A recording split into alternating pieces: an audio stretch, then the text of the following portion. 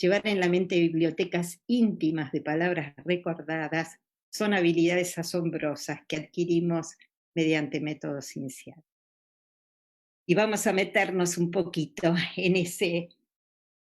esa guerra de la lectura, en esto que tiene que ver con los métodos y las evidencias que se asumen frente a un polo o al otro polo. Stanislav Lem va a decir que exponer a los niños a las letras no es suficiente. La enseñanza sistemática de la correspondencia entre las letras y los sonidos de la lengua es lo que realmente transforma el circuito cortical de la lectura. Y que hay algunos principios básicos que él sostiene. El primero, la enseñanza explícita. Las reglas de correspondencia fonema-grafema, que además tienen que estar marcadas, presentadas con una progresión racional, que permiten menos confusiones, que permiten un avance más claro frente al aprendizaje. Y además, un aprendizaje activo, que asocia lectura y escritura. Y estos dos procesos, componer la palabra y descomponer la palabra, ¿no? Componer a partir del fonema, llegar al grafema y a la sílaba y la palabra, o al revés, ¿no? Justamente marcando fuertemente el clima, ¿no? Ese clima donde tiene que haber un compromiso activo, caracterizado por la motivación más el esfuerzo, que es lo que finalmente genera el aprendizaje. Justamente enmarcado en esto, Merian Wolf escribe este artículo en el cual marca fuertemente cómo de alguna manera los conocimientos que se han alcanzado acerca del cerebro lector ha resuelto de alguna manera la guerra de la lectura. Sabemos que no está plenamente resuelta porque en nuestros países se van asumiendo estas distintas posiciones, a veces de manera sumamente ideologizada y controvertida, con contraposiciones, generando dos posturas que parecen irreconciliables. Volviendo un poquito a José Moraes, él decía, los niños que aprenden a leer siguiendo un método fonético tienen ventaja desde el principio en el reconocimiento de palabras. Hacia el final del segundo o tercer curso adelantan a los que aprenden a leer siguiendo un método global, tanto en velocidad como en comprensión, en lectura silenciosa, en vocabulario, en ortografía. Esta superioridad del método fonético podría ser todavía mayor cuando se trata de niños de clases sociales desfavorecidas, que tienen poco conocimiento previo y un contexto lingüístico muchas veces con dificultades. Y ahí tenemos una metáfora que usa justamente Catherine Snow de la Universidad de Harvard, que es esta metáfora del péndulo, ¿no? Durante casi 40 años hemos estado pendulando entre propuestas vinculadas al principio alfabético, la conciencia fonológica, sostenida por tal cantidad de investigaciones,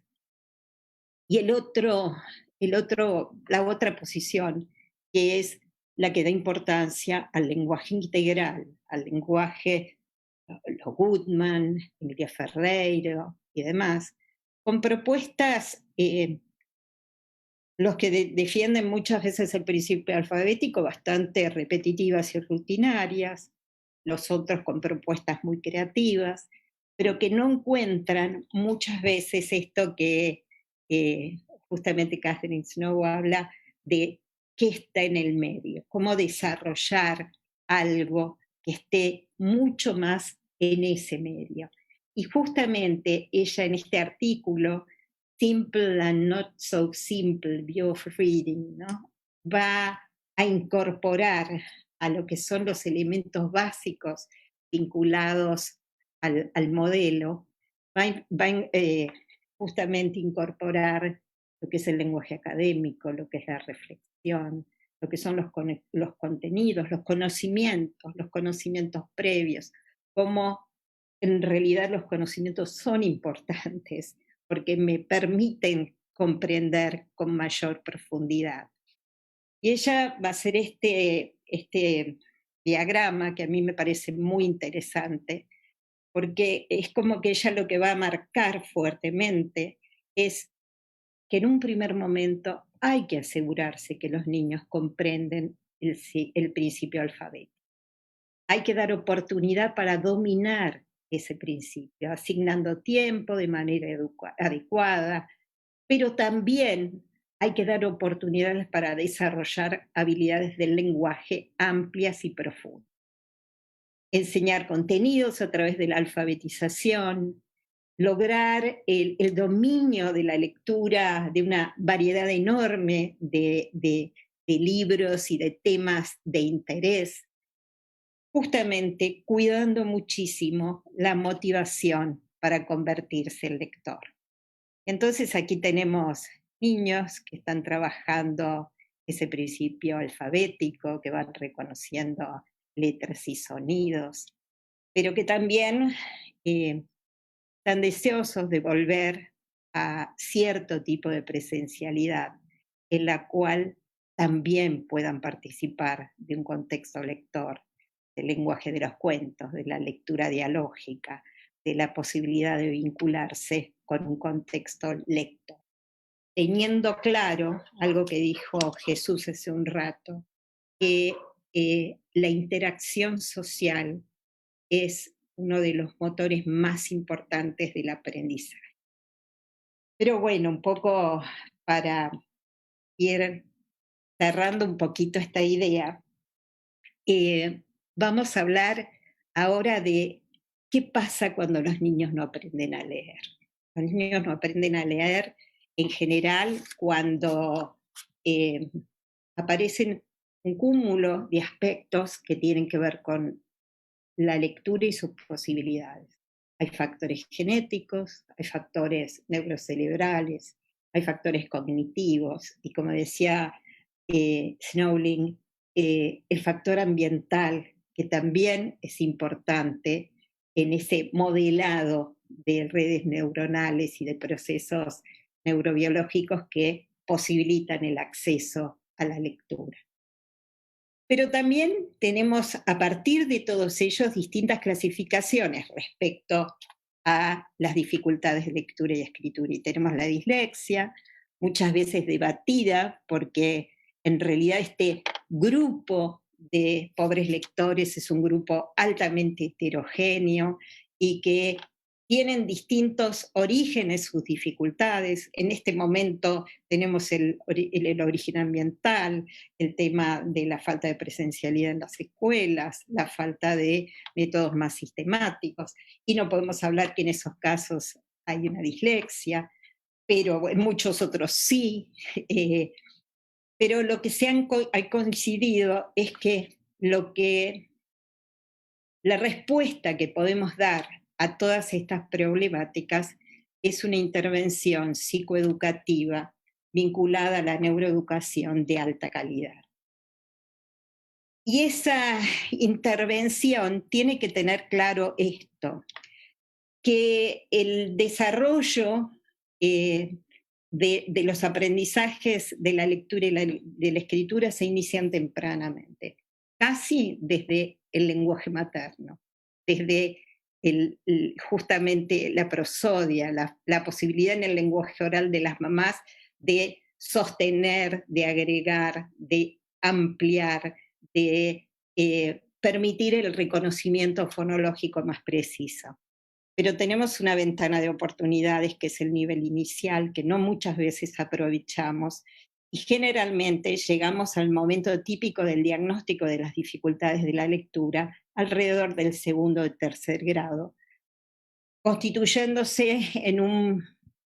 momento donde parecería que esperáramos el fracaso, ¿no? O sea, desaprovechando esa primera etapa. Pero también sabemos que las dificultades en el procesamiento fonológico persisten en muchos de estos chicos,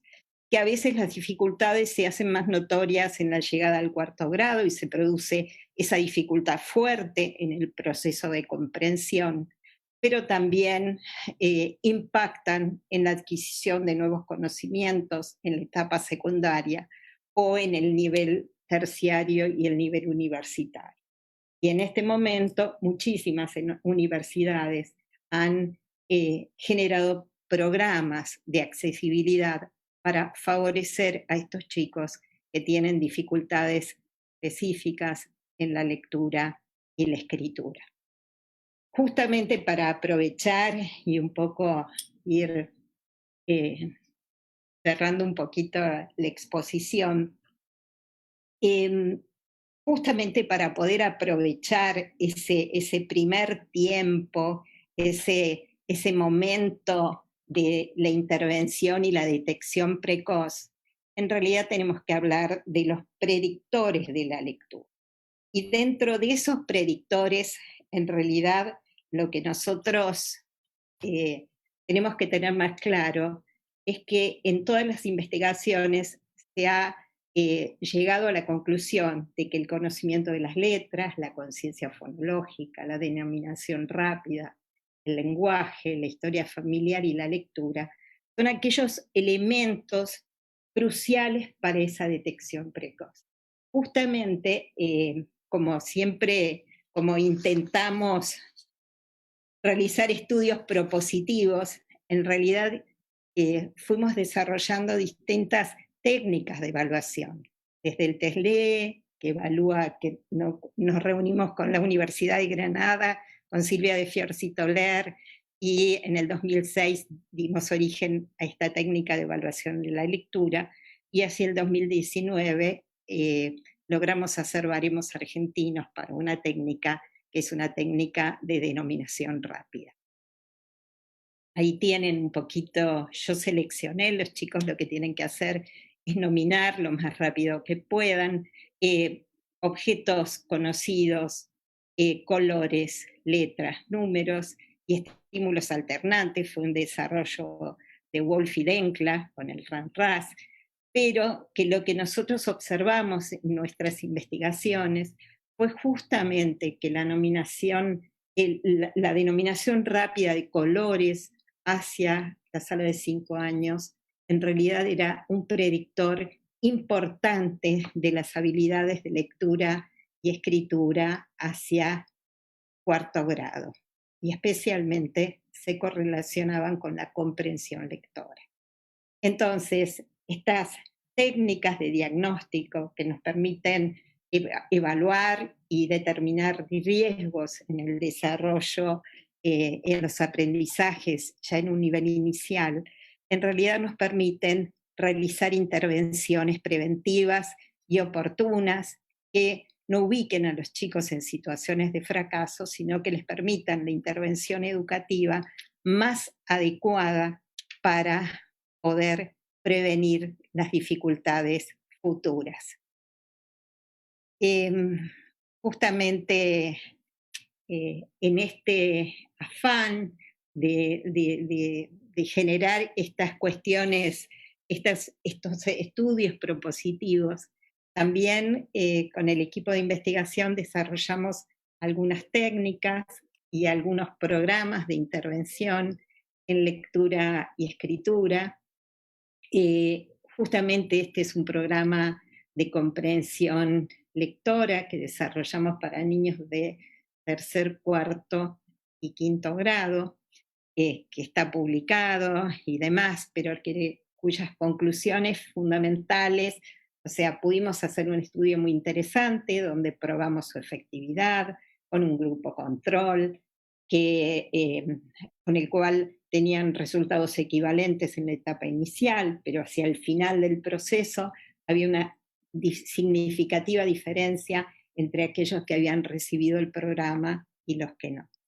Este programa está basado en 4 elementos fundamentales que ha desarrollado justamente Jane Oakhill y otra autora inglesa